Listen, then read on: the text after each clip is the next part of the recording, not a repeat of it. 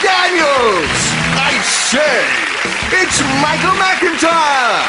And their team captain, David Mitchell. And facing them tonight, she knows who's who.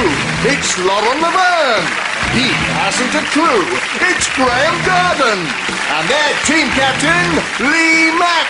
But first, repeatedly bash your manual extremities together for your host, Angus Deaton.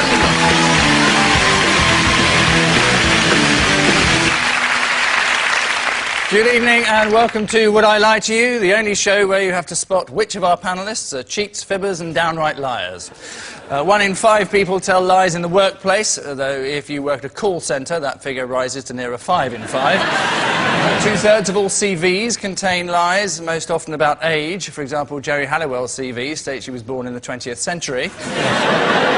And there is a machine that can distinguish between truth and lies. It's called a wife. Which brings us hurtling into round 1, Home Truths, where our panellists read out statements from the cards in front of them. As yet, they don't know what's written on the card, a true fact or a whopper of a lie. Ideally, they need quick wits, a poker face, and in a perfect world, the ability to read. So with that in mind, Phil, you're up first.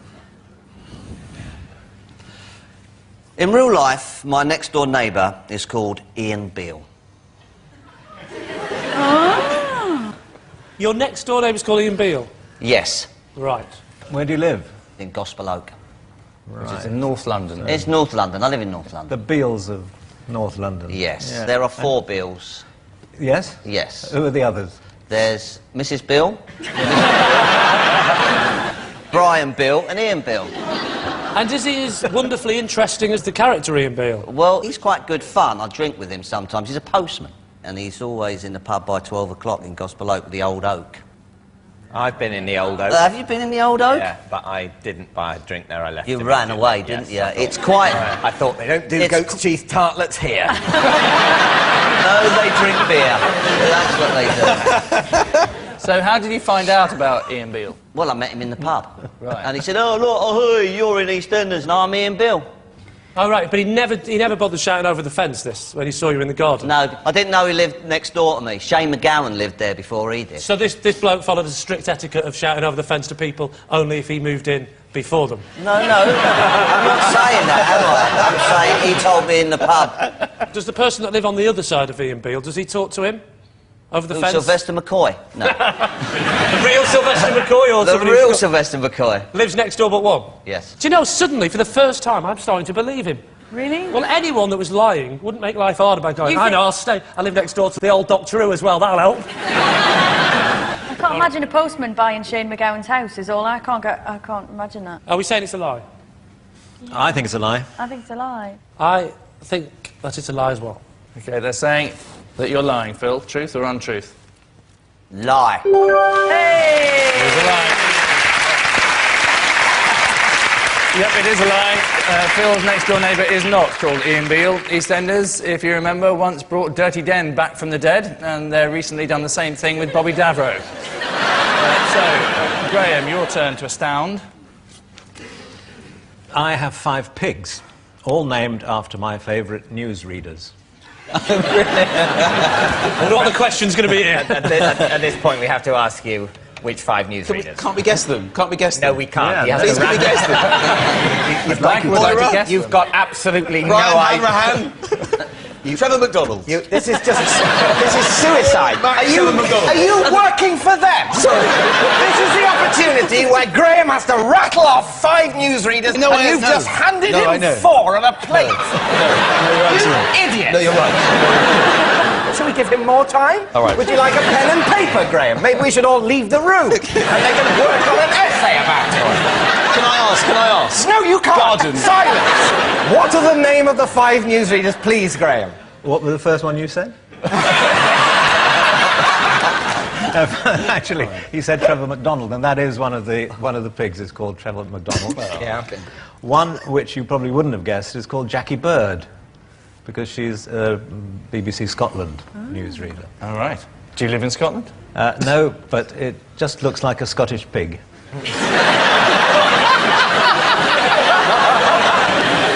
First one I had was called Robert Dougal, Do you remember him? We're going way back. Quite an old pig, then. Angela, obviously. She was before your time, probably. Sam? Okay. And my newest piglet is Natasha. After Angela.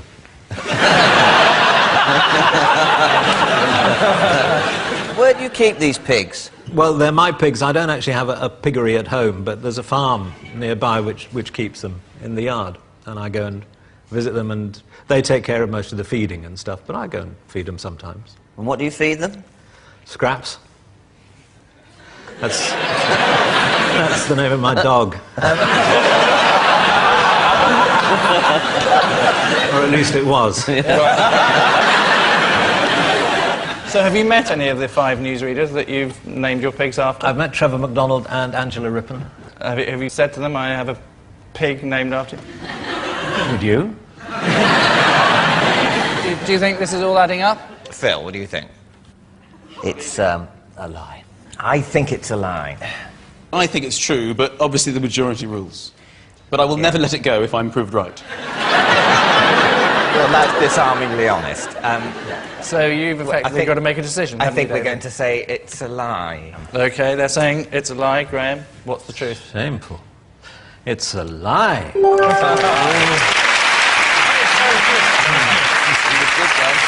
Yes, it is a lie. Graham does not have 5 pigs all named after his favourite newsreaders. Many newsreaders end their broadcasts with an amusing and finally story, as nothing takes the edge off the murder, starvation and war in the world like a monkey riding a horse. And lastly, Michael, your turn in the confessional. Oh, I should say, now that I know the rules, I'm going to be all over this. I recall that there are, like, tells, aren't there? People have tells, like when you wink or flare your nostrils or look away, so I'm going to be doing all of them, just in case. This is a bit like when we had Harry Redknapp on the show, isn't it? For 2 weeks, I drove a car that could only turn left.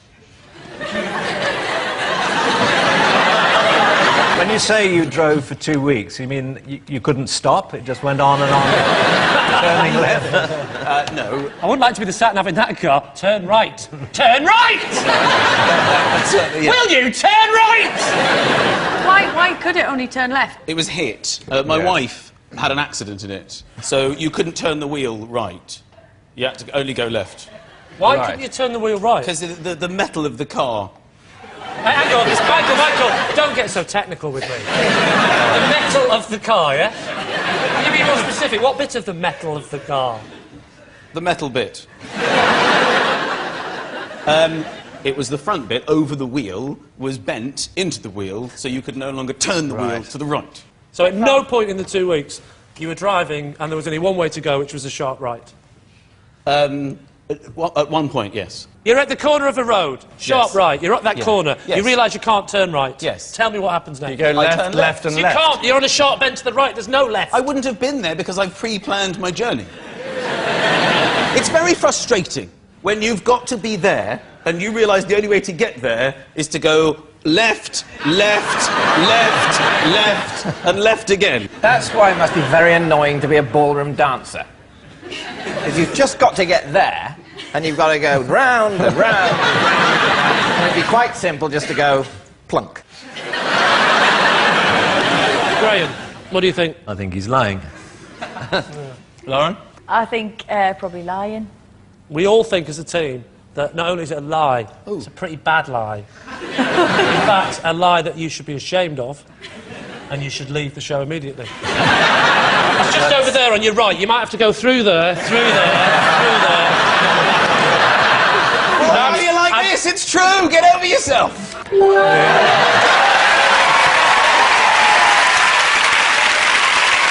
It is true, Michael did drive a car that could only turn left for a whole 2 weeks. It would have been less, but unfortunately the AA sent out a van that could only turn right. When it was eventually diagnosed, it turned out the problem was caused by the nut holding the steering wheel.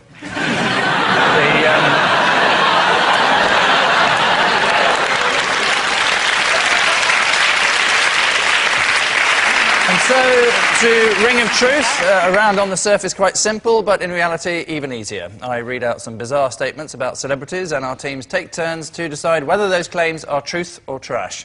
David's team are first. Bono once paid British Airways $1,700 to have his favourite trilby flown first class to a concert in Italy. Or did he? Well, I believe that it might cost $1,700 to fly first class on British Airways. So that I can believe. It was upgraded. What, why? The hat was upgraded. It was upgraded to fly in the cockpit. That's not first class, the cockpit. No, it was upgraded from first class. To the cockpit? To the cockpit. You see, that's you see, never buy a first class ticket. You might end up getting upgraded and having to fly the fucking plane.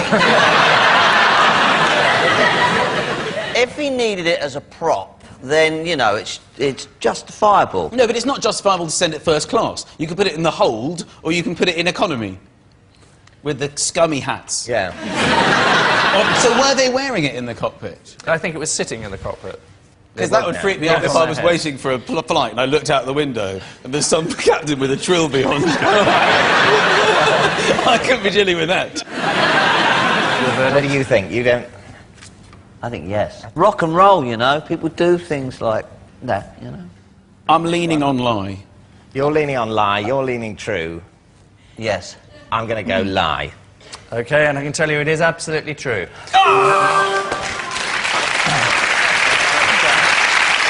Yep, it is true. Bono did once pay $1,700 to have his favourite trilby flown first class to a concert in Italy. In a totally unrelated story, on the same day, British Airways staff set a new world record for wiping their asses on a hat. Yes, every 3 seconds, Bono does something annoying. Lee's team, you're up next. You may find this slightly strange. Well, I first started reading bottoms about 4 years ago at a party. It was a friend's birthday, and because I'm always saying, no, you can read anything, and the guy says, oh, well, read my bottom.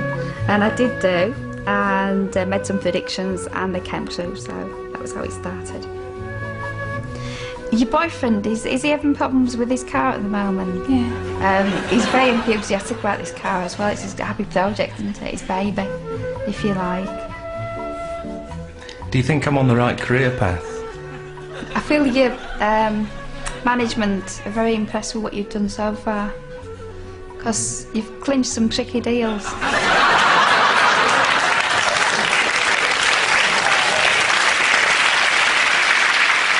Michael, that wasn't your wife, was it, when she said, is your boyfriend having problems with his car at the moment? So here is the related fact then for Lee's team. Mick Hucknall wears trousers called bun boosters, which have a metal lining to add definition to his rear. I don't want to be cruel to Mick, but if you've got a face like that, you're not going to worry about your arse, are you, really? See, I believe that women would have them, because women are quite open about improving themselves like that, but blokes tend to be a bit more coy. Well, they are made for women, these jeans. So he's got the arse of a woman when he wears them. In the moment of truth in the bedroom, you know, assuming that this arse actually pulls somebody, you know, that's going to be a time when, even with the lights off, you know, there's going to be a terrible clang. When What do we think? I can't imagine it. No. Graham? I think he did. Do you? Based on what? Just want to put you on the spot. I think it's a lie. You're saying it's a lie, OK, and I can tell you it is, in fact, a lie. Well done. It is a lie. Mick Hucknall does not wear trousers called bun boosters to add definition to his rear. It must be strange to come from the Manchester music scene that spawned Shaun Ryder and Bez and still be known as the ugly one. Which means at the end of that round, it's David's team who are sitting prettiest, ahead as they are 3-2.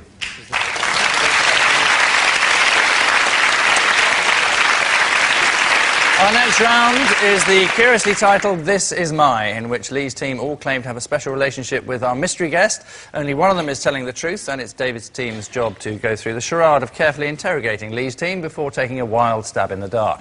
So please welcome this week's special guest person, Roger.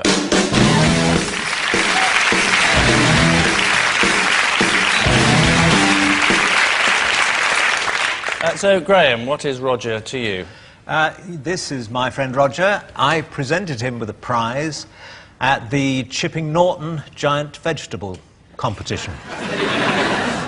Lee, perhaps you'd like to explain how you know Roger? This is Roger. Together we ring the bells at the local church. finally, Lauren, what's your relationship with Roger? Obviously, is Roger. Hiya, all right. It's a bit embarrassing because Roger actually removed a tattoo that I had of the Fonz.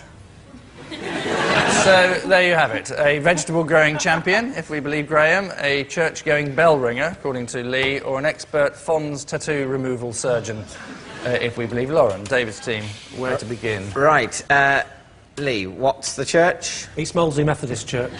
What's a bell ringer called? Well, I'm called Lee. He's called no, Roger. what's the term? We haven't all got the same name. That would never work. What's the term for the practice of bell ringing? Campanology. Okay. What? Is that right? Weren't expecting that, were you, Mitchell? Can I just ask, Roger, if you could just turn around a little bit, I'm going to try to read your arse. Notice the way you can only turn to the left. I got a lot from your arse, but Yeah. nothing to do with this round. Right. Maybe you'd like to go back to the bell ringing. a Methodist church with a bell tower. Brilliant. That's unusual, isn't it? Are you a practicing Methodist? No, Or- no, I'm an expert.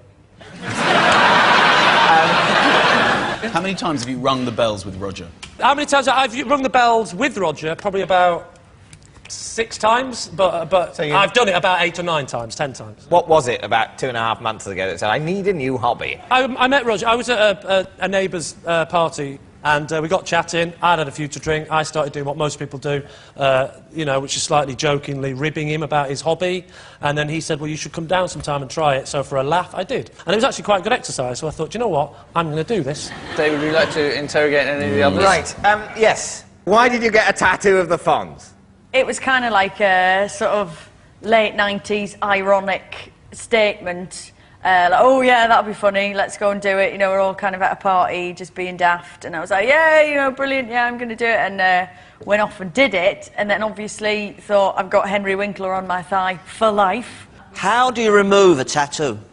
With a laser tattoo removal. Is it like I imagine? Is it a helmet and big laser guns? What does it look like? No, I mean... Does he like, walk in and go... It's like, well, I mean, obviously, you know, the person who's doing it does wear, like, glasses, like protective glasses, but not like a big welder's helmet or anything like that. And it's just like a pulse. This laser technique for removing it, is this quite a sort of surgical, posh, advanced thing? No, I mean, it's not posh. I mean, you've got to pay for it, you know. Well, I that think if doesn't you've mean got... posh and free aren't synonyms. All right, Cambridge boy. All right, Sunderland girl. Graham, can you tell us about the occasion that, what was it, the Chipping Norton giant vegetable contest? Yeah. What do you want to know about it? And what was Roger's Well, vegetable? I mean, Roger has won a prize several years running, but not always for the same category. Ah. So I know he did win the biggest cucumber one year, and he might have had the longest leak. And the year, so do you give the prizes every year? I give the prizes out, yeah.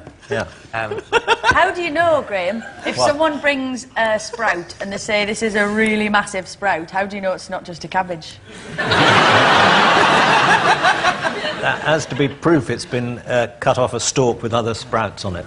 At the moment, I think pigs- I'm You've got to in admit, the pigs love it. ridiculous situation where the massive Chipping Norton massive vegetable contest, which initially sounded like the most made-up thing I'd ever heard, is the most plausible of the three. Do you live near Chipping Norton? Yes. Yeah. See, that's plausible. Phil, do you have a I would go Lauren. thought at all? Lauren. Lauren. Phil has said Lauren, and you think Lauren, do you? I do. I'll change to Graham then. All right, well, we need an answer. So David's team is Roger, Graham's ace vegetable champion, Lee's bell-ringing chum, or Lauren's tattoo removal specialist. I'm going to go with Graham. Well, perhaps Roger would like to reveal his own identity. Well, it's Graham. He presented me with 2 prizes last year's vegetable contest.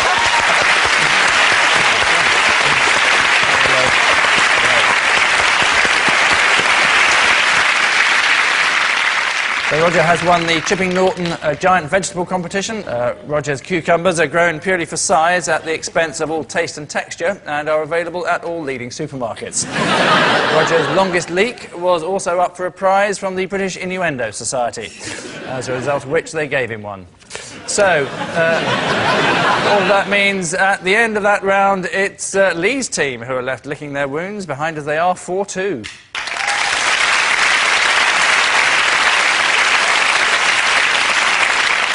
Our final round is, was and always will be quickfire lies, in which our panellists are selected rapidly and randomly to lie against the clock, again from a card that they haven't seen before. Time for losers to catch up, for winners to extend their lead, and for me to confuse matters further by throwing in occasional possessions, which panellists must instantly claim to own.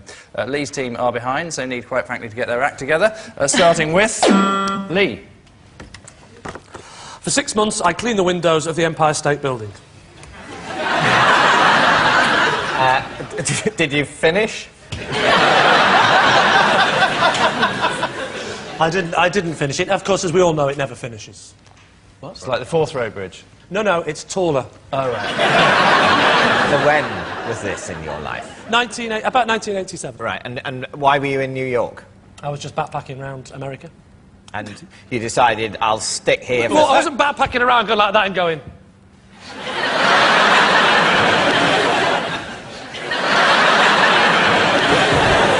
Then 6 months later, I got the bag and went... Yeah, but why did you stay there for 6 months? If you're backpacking around, you Well, might 'cause do I a had a job good for a job. few weeks. Well, because I ran out of money, and then I ended up staying in New York. How long would it take you to do a window? It would take roughly... it would take about an hour, something like that. No, hour per window, no way. I feel very much that this is true. Well, I feel very much that it's a lie. Lie. Lie. They're saying it is a lie. Lee? It is, in fact, a lie. It's a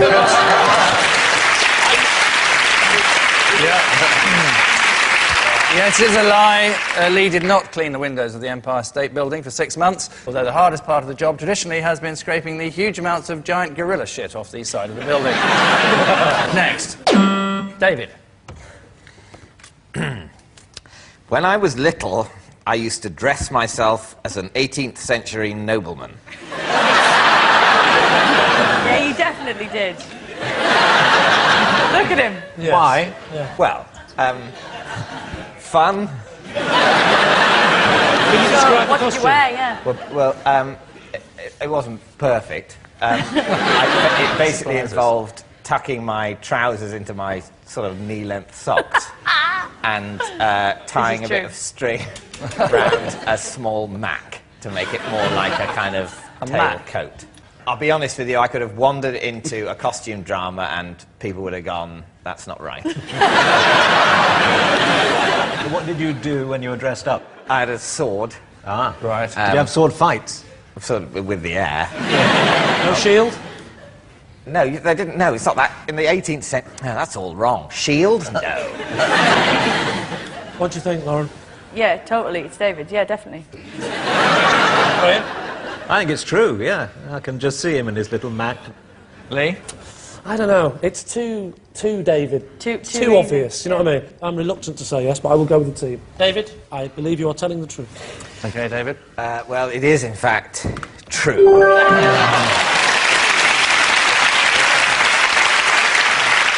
Yeah, it is true. David did dress as an 18th century nobleman when he was little. The 18th century was a vibrant period, richly populated with impressive historical figures. Voltaire, Dr. Johnson, Russell Brand. Next, Lauren. I got my head stuck in railings 3 times in the same week. Recently? Or...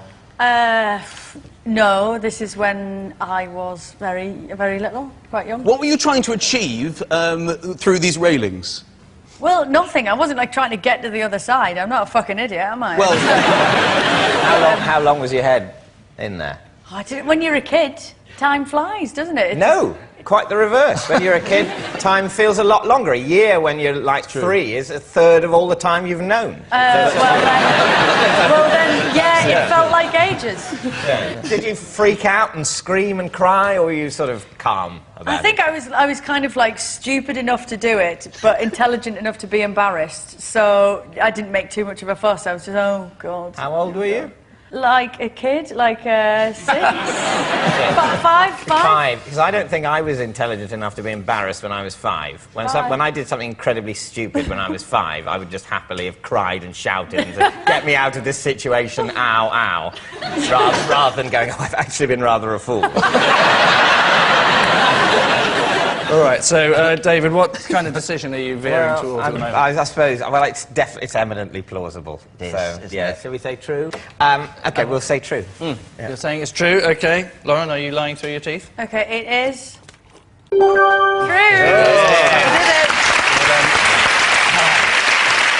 Yes, it is true. Lauren did get her head stuck in the railings 3 times in the same week. Still, it made a change from the traditional Sunderland pastimes of dog fighting, badger baiting and marvelling at electricity. Next, Phil. Possession. Ah, right, you need to look inside your box. Tell us what it contains. These are the slippers Sting sent me for my last birthday. Wow. Ooh. Not that cruel, to be honest. Believed you up to that moment. Right. Why did you buy your slippers? Because in Quadrophenia I had a scene where I wore some slippers similar to that, and... No, you didn't. I know that. Oh, film. yes, I did. What scene? In the bedroom. You don't say. When he was looking at the wall, the pictures of girls on the wall, and he had a pair of slippers on. Yeah, I remember the scene you're talking about, and you could be right, but I'm like, kicking myself. Sting was in Quadrophenia, wasn't he? Yeah, and I did this thing. I went to a signing. Right. And we started chatting about the old times, and things happened, and I got them as a bit of a joke. He must know you pretty well to give you slippers that match your shirt. Not bad, eh? What do you call him? Do you call him Gordon or Sting? Sting, you don't call him Gordon. No, you don't. Don't call him Gordon, it's his name. He won't... He's decided that names aren't good enough for the likes of him. He's gonna take a verb. That means everyone thinks he's good and no one thinks he's a twat. Would you do me a favour? Could you just put one of your feet up on the desk next to the slipper? We'll check the size. Oh! They're exactly the right size. It's got to be true, hasn't it? All right, let's go for true. Yeah, true. They're saying it's true. Put us out of our misery. How would he know my size? It's a lie. Oh. Good work. Very well Yes, it is a lie. Sting did not send Phil some slippers for his birthday. Sting doesn't give out birthday presents, as his music is a gift, so let's hope he's kept the receipt. Which nasty buzzing noise means that it's the end of tonight's show, and I have to tell you that David's team are this week's masters of their own domain, having spanked Lee's team 9-3.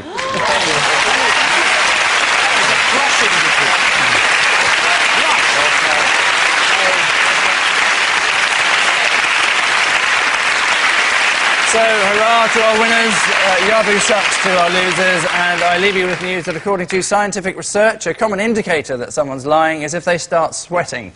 It's also an indicator that someone's got the heating up too high, they're grossly overweight, or they're living in a carry-on film and an attractive young lady's just bent over. Good night.